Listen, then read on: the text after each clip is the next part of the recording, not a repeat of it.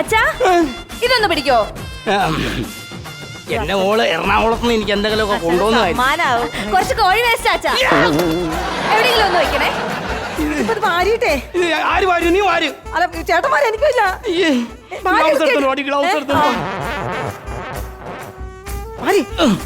ഇവിടെ ഉണ്ട്.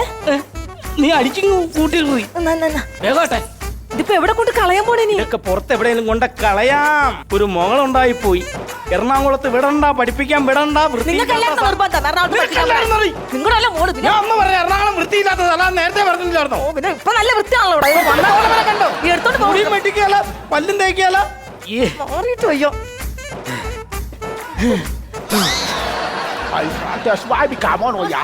Mummy mummy papa mummy papa എവിടെ? മമ്മി എനിക്ക് വേണ്ടാത്തോണ്ടാ.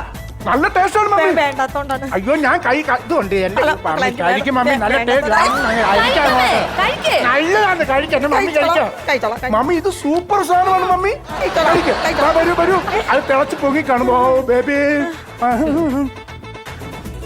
ഇതെന്താണ് കയ്യിലിരിക്കുന്നത്? അതെന്തോ വൃത്തിയായിട്ടൊരു സാധനമായിരുന്നു. അത് ഞാനേ ബസ് സ്റ്റാൻഡിന്റെ അടുത്ത് കൊണ്ടുപോയി. ഇങ്ങനെ മറന്നു വെച്ചിട്ട് പതുക്കെ ഇങ്ങനെ അങ്ങ് പോകുന്നു. മറ്റേ വൃത്തിയുള്ള സാറിന്റെ വീടല്ലേ?